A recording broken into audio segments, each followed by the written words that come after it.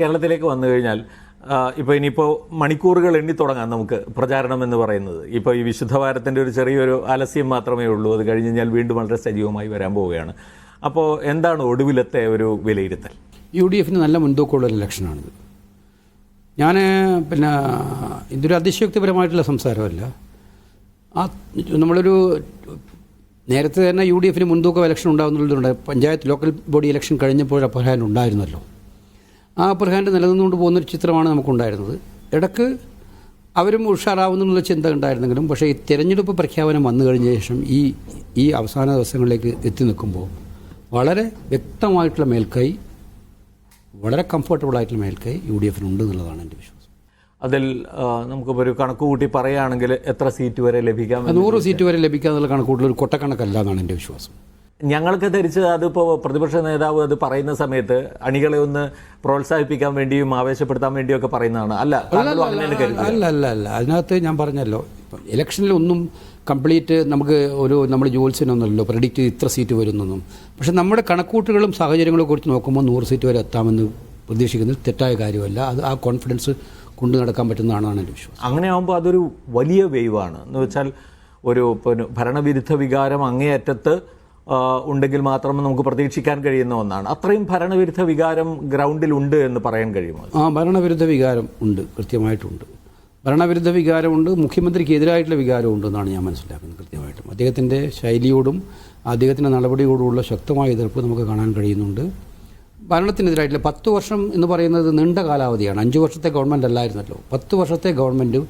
ആ ഗവൺമെൻറ്റിൻ്റെ കാലത്തുണ്ടായിട്ടൊരു ഒരു മാറ്റം വേണം എന്നുള്ള ഫീലിംഗ് ആരോട് ചോദിച്ചാലും ഇനിയൊരു മാറണം എന്ന് പറയുന്ന ഫീലിങ്ങുകളുണ്ട് എന്നാണ് യാഥാർത്ഥ്യം. അതിൽ ഇപ്പോൾ പറയുകയാണെന്ന് വെച്ച് കഴിഞ്ഞാൽ ഈ 10 വർഷം താങ്കൾ പറയുന്ന 10 വർഷം തന്നെ കണക്ക് കൂട്ടിക്കഴിഞ്ഞാൽ ഒരുപാട് വികസന പദ്ധതികൾ കൊണ്ടുവന്നു, ഒരുപാട് ക്ഷേമ പ്രവർത്തനങ്ങൾ നടത്തി, നാട് നീളെ പാലം, അതുപോലെ തന്നെ റോഡ്, NH ഉൾപ്പെടെയുള്ളത്, അങ്ങനെയുള്ള പല വികസന പരിപാടികളും ജനങ്ങൾക്ക് മുമ്പിൽ അവർ തെളിവായി ഹാജരാക്കുന്നുണ്ട്. അത് ഒരർത്ഥത്തിൽ അപ്പോൾ നിങ്ങളുടെ ഈ വാദത്തെ അത് ഖണ്ഡിക്കില്ലേ? ഒരിക്കലുമില്ല. ഇത് ഡെവലപ്മെൻറ്റ് എന്ന് പറയുന്ന ഒരു ഓൺഗോയിങ് പ്രോസസ്സാണ്. ഈ ദേശീയപാത വികസനത്തിൻ്റെ തുടക്കം ആരായിരുന്നു? ഉമ്മൻചാണ്ടിയായിരുന്നു. കേരളത്തിലെ മേജർ ഡെവലപ്മെൻറ്റ് നമ്മൾ എടുത്തു കാണിക്കാൻ പറ്റുന്ന വിഴിഞ്ഞം തുറമുഖം ആരുടെ കാലത്ത് തുടങ്ങിയാണ്? ഇവരെ പറയുന്ന ഏറ്റവും വലിയ കൊച്ചി മെട്രോ ആരുടെ കാലത്ത് തുടങ്ങിയാണ്? ഞാൻ പഴപ്പോട്ടെ നെടുമ്പാശ്ശേരി വിമാനത്താവളം ഇടുക്കി കണ്ടാൽ കേരളത്തിൽ ഇന്ന് എടുത്തു കാണിക്കാവുന്ന വൻ വികസന പദ്ധതികൾ ഏതാണ് ഇവർ പറഞ്ഞത് ദേശീയപാതയാണ് പറയുന്നത്. ദേശീയപാത തുടങ്ങിയത് ഉമ്മൻചാണ്ടി കാലത്താണ്. അന്ന് സ്ഥലമെടുപ്പിനെ കുറിച്ച് തർക്കങ്ങളുണ്ടായി. പിന്നീട് കേന്ദ്ര ഗവൺമെൻറ്റിൻ്റെ പോളിസി മാറ്റിയവർ. അവിടെയാണ് കാണേണ്ടത്. സ്റ്റേറ്റ് ഗവൺമെൻറ്റിൻ്റെ കോൺട്രിബ്യൂഷനല്ല, സെൻട്രൽ ഗവൺമെൻറ് പോളിസി മാറ്റി അവർ ഫ്ലെക്സിബിളായി. സ്ഥലമെടുപ്പിൻ്റെ കാര്യത്തിൽ കേന്ദ്ര ഗവൺമെൻറ് കുറേ കൂടി ഫ്ലെക്സിബിളായി. സ്കീം തന്നെ അവർ മാറ്റി, NHAIDPയുടെ സ്കീം തന്നെ മാറ്റി. അതിൻ്റെ ഫലമായിട്ട് ദേശീയപാത കുറച്ചും കൂടെ വേഗത്തിൽ നമുക്ക് ചെയ്യാൻ കഴിഞ്ഞു എന്നുള്ളത് സത്യമാണ്. പിന്നെ 10 കൊല്ലം ഭരിക്കുന്ന ഒരു ഗവൺമെൻറ് നാട്ടിൽ റോഡും പാലവും ഉണ്ടാക്കുന്നത് അത് അത്ഭുതമാണോ? അത് ഏത് ഗവൺമെൻറ് ഉണ്ടാക്കൂലേ? ഉമ്മൻചാണ്ടിയുടെ കാലത്ത് പുതിയ 7 മെഡിക്കൽ കോളേജ് കൊണ്ടുവന്നു ഗവൺമെൻറ് മേഖലയിൽ. അത് പുതിയ കാര്യമല്ലായിരുന്നു. അതിപ്പോൾ സംസ്ഥാനത്തെ എല്ലാ ജില്ലകളിലും മെഡിക്കൽ കോളേജ് എന്ന അതിലേക്ക് മാറ്റി കൊണ്ടുവരാൻ അവർക്ക് കഴിഞ്ഞു. അത് ഞാൻ പറയുന്നത് ഓരോ ഗവൺമെൻറ്റും വരുമ്പോൾ ആ ഗവൺമെൻറ്റുകൾ അതാത് കാലഘട്ടങ്ങളിൽ ചെയ്യാവുന്ന ഡെവലപ്മെൻറ്റ് വർക്ക് നടത്തും. അതല്ല ഒരു അളവുകോൽ എന്ന് പറയുന്നത്, ഒരു ഗവൺമെൻറ് വികസനത്തിൻ്റെ അളവുകോൽ. ജനങ്ങളുടെ ജീവിതത്തിൽ എന്ത് സാരമായ മാറ്റം ഉണ്ടാക്കി? ഉണ്ടായിട്ടില്ല എന്നുള്ള ദുരിതത്തിലേക്കാണ് നയിച്ചത്.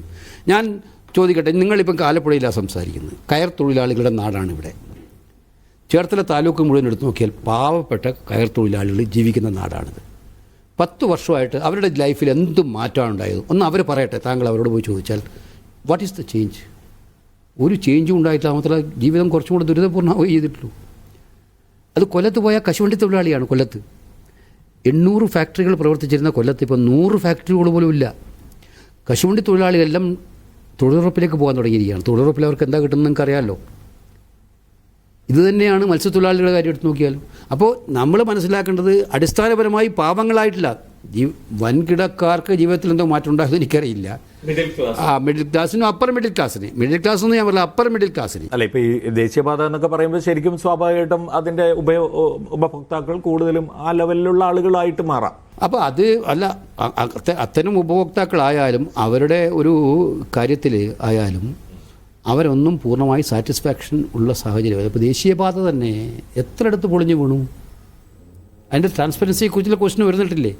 നിങ്ങൾ തന്നെ വിവരിച്ചിട്ടില്ലേ മാധ്യമങ്ങൾ, ഇപ്പോൾ കൂരിയാട്, അതിനുശേഷം ഈ ഭാഗത്ത് എല്ലായിടത്തും കൊല്ലത്ത് ആ കൺസ്ട്രക്ഷൻ്റെ ട്രാൻസ്പെറൻസി ഉണ്ടായിരുന്നു. ഇതൊക്കെ